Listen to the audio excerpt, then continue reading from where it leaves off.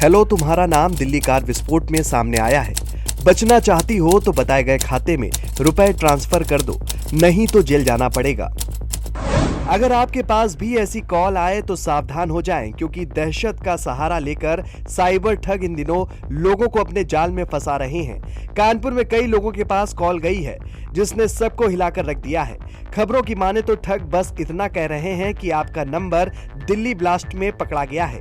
ये लाइन सुनकर लोग समझ ही नहीं पाए कि सच क्या है और साजिश क्या है। इसी दहशत के बीच कानपुर की एक महिला से ठगों ने 6.66 लाख रुपए तक वसूल लिए, जबकि 2 और लोग बाल बाल बचे। पुलिस अब इस नए साइबर गेम को शहर का सबसे खतरनाक फ्रॉड बता रही है। सबसे बड़ा मामला कलेक्ट्रेट की ओर रहने वाली सुनीता गौड़ का है।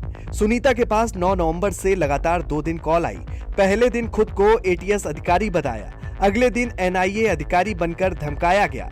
ठगों ने कहा कि आपका मोबाइल नंबर दिल्ली विस्फोट में इस्तेमाल हुआ है, आपकी लोकेशन एटीएस के पास है, अगर तुरंत जांच में सहयोग नहीं किया तो आपको और परिवार को गिरफ्तार कर लिया जाएगा। सुनीता इतना घबरा गईं कि बिना किसी को बताए वीडियो कॉल पर कई घंटों तक ठगों के दबाव में रहीं और फिर आरटीजीएस के जरिए 6,66,000 रुपए ठगों के खाते में भेज दिए। इसके बाद जब उन्होंने परिवार को बताया तो सभी के पैरों तले जमीन खिसक गई। सबसे हैरानी की बात यह है कि ठग अब डिजिटल अरेस्ट नाम की नई टर्म का इस्तेमाल कर रहे हैं। वो वीडियो कॉल पर पीड़ित को ऐसे डराते हैं जैसे किसी स्पेशल ऑपरेशन की जांच चल रही हो। ये भी कहा जाता है कि आप कमरे से बाहर नहीं जा सकती, आपका कैमरा ऑन रहेगा। ये राष्ट्रीय सुरक्षा का मामला है, जबकि कानून में डिजिटल अरेस्ट जैसी कोई चीज होती ही नहीं। लेकिन लाल किला केस की दहशत का फायदा उठाकर ठग लोगों को यकीन दिला रहे हैं कि वे किसी बड़ी जांच में फंस चुके हैं। बता दें कि कानपुर में सुनीता अकेली नहीं है।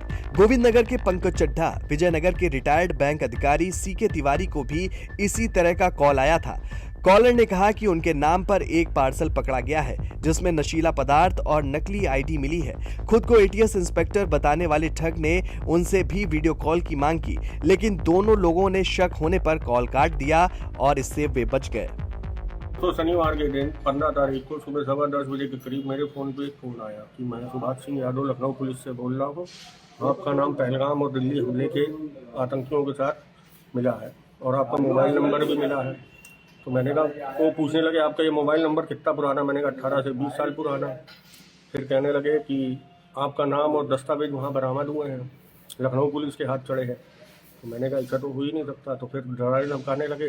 उसके बाद फिर फ़ोन काट दिया। फिर दोबारा किसी दूसरे नंबर से फ़ोन किया, फिर यही बात रिपीट करी। इतने में उन्होंने वीडियो कॉल के जरिए किसी और से बात कराई। उस बात में उन्होंने मुझसे आधार कार्ड और मोबाइल नंबर रखने की बात करी कि अपना मोबाइल और अपना आधार कार्ड दोनों अपने पास रखिए। और इसी दौरान वो धमकाने लगे मुझे कि अगर आप सामने स्पष्ट रूप से पैसे की मांग न करने के अलावा दूसरे तरीके से वो डराने धमकाने लगे। वहीं पुलिस का कहना है कि अगर वे कुछ मिनट तक और बात कर लेते तो लाखों रुपए की ठगी पक्की थी। रिपोर्ट्स की माने तो साइबर टीम ने प्राथमिक जांच में पता लगाया है कि कॉलर VoIP नंबर का इस्तेमाल कर रहे हैं ताकि लोकेशन ट्रेस ना हो सके। ठग दिल्ली ब्लास्ट की दहशत का फायदा इसलिए ले रहे हैं क्योंकि लोग पहले से ही तनाव में हैं। इसी डर के कारण उनसे UPI, RTGS, बैंक डिटेल और OTP जैसी संवेदनशील जानकारी आसानी से निकलवाना आसान हो जाता है। ADCP क्राइम अंजलि विश्वकर्मा ने साफ कहा है कि दिनांक 9, 10 और 11 नवंबर में कानपुर की एक महिला मिसेस गौड़ के साथ डिजिटल अरेस्ट का फ्रॉड होता है, जिसमें उनको ये बताया जाता है कि आपका नंबर और आपका नाम आतंकवादी गतिविधियों में पाया जा रहा है। ये घटना दिल्ली ब्लास्ट के बहुत आसपास होती है, तो इससे हमें ये शक भी जा रहा है कि अब साइबर फ्रॉड नए सिरे से काम कर रहे हैं और दिल्ली ब्लास्ट का सहारा लेते हुए, फियर पैदा करते हुए लोगों को इसका झांसा दे रहे हैं।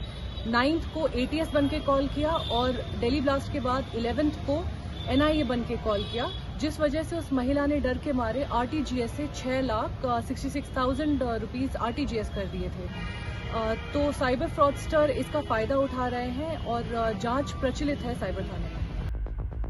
आपको बता दें कि पुलिस ने शहर में अलर्ट जारी करते हुए कहा कि अगर किसी को भी कोई कॉल आए जिसमें उसे एटीएस, एनआईए, ईडी, सीबीआई अधिकारी बताया जाए, किसी केस में नाम आने का दावा किया जाए या किसी खाते में पैसे डालने को कहा जाए तो तुरंत थाने में सूचना दें। जानकारों का कहना है कि आने वाले दिनों में ये ठगी और बढ़ सकती है क्योंकि ठग हर बड़े हादसे को अपना हथियार बना लेते हैं। अब कानपुर में जिस तरीके से ठगों ने 3 लोगों को निशाना बनाया है, इससे एक बात तो तय है कि अब कानपुर में जिस तरीके से यह नया खेल चालू है, इससे लोगों को सतर्क रहने की ज़रूरत है, नहीं तो कोई भी अगला शिकार बन सकता है।